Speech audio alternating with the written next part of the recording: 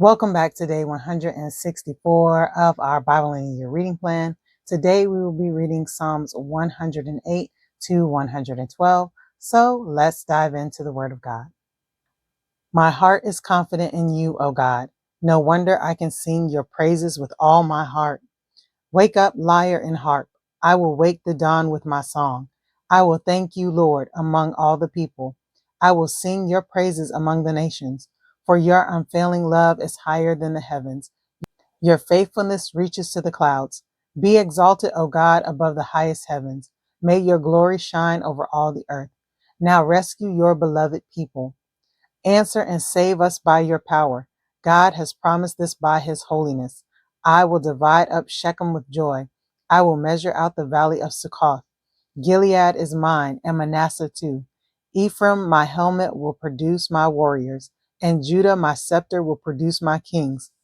But Moab, my wash basin, will become my servant, and I will wipe my feet on Edom, and shout in triumph over Philistia.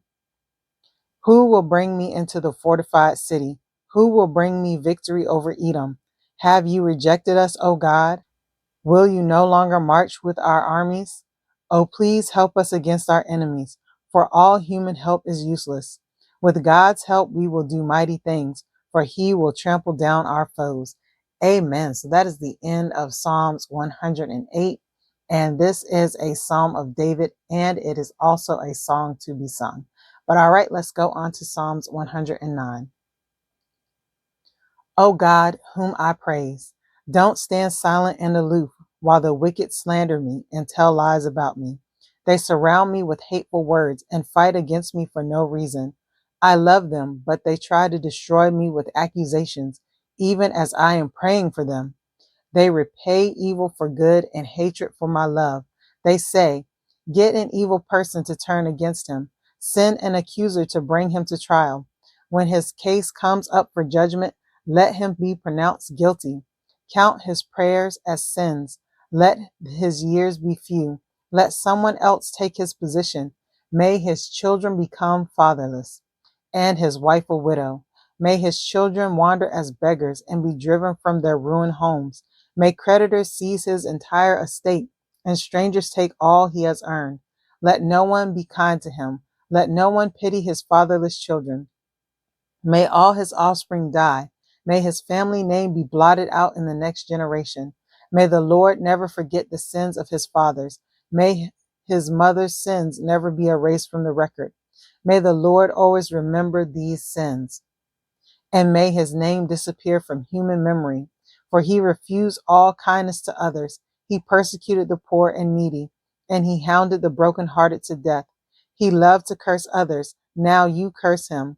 He never blessed others. Now don't you bless him. Cursing is as natural to him as his clothing, or the water he drinks, or the rich food he eats. Now may his curses return and cling to him like clothing.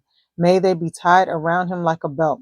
May those curses become the Lord's punishment for my accusers who speak evil of me. But deal well with me, O sovereign Lord, for the sake of your reputation. Rescue me because you are so faithful and good, for I am poor and needy, and my heart is full of pain. I am fading like a shadow at dusk. I am brushed off like a locust. My knees are weak from fasting, and I am skin and bones. I am a joke to people everywhere. When they see me, they shake their heads in scorn. Help me, O Lord my God. Save me because of your unfailing love.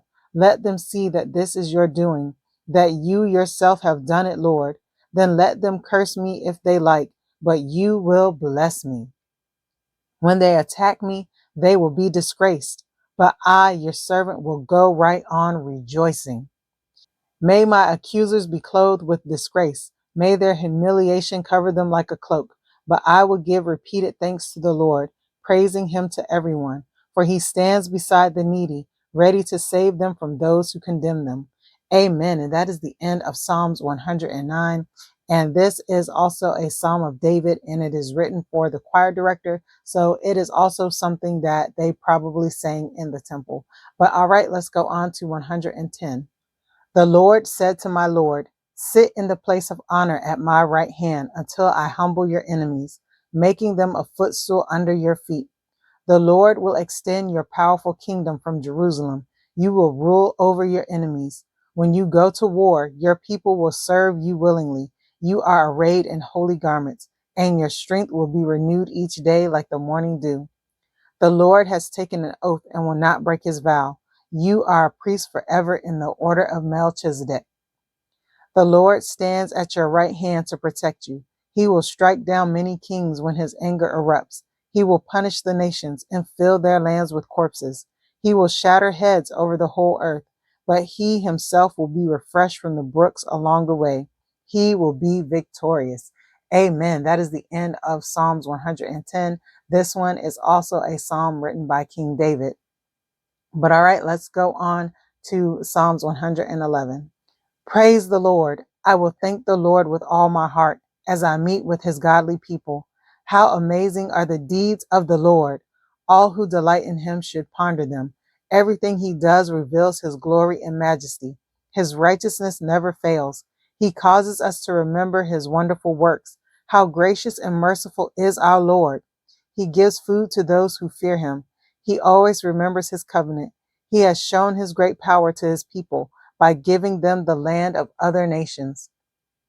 All he does is just and good, and all his commandments are trustworthy.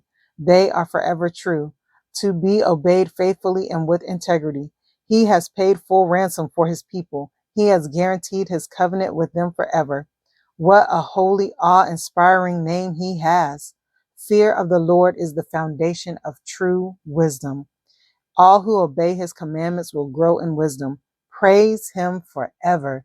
Amen. So that is the end of Psalms 111.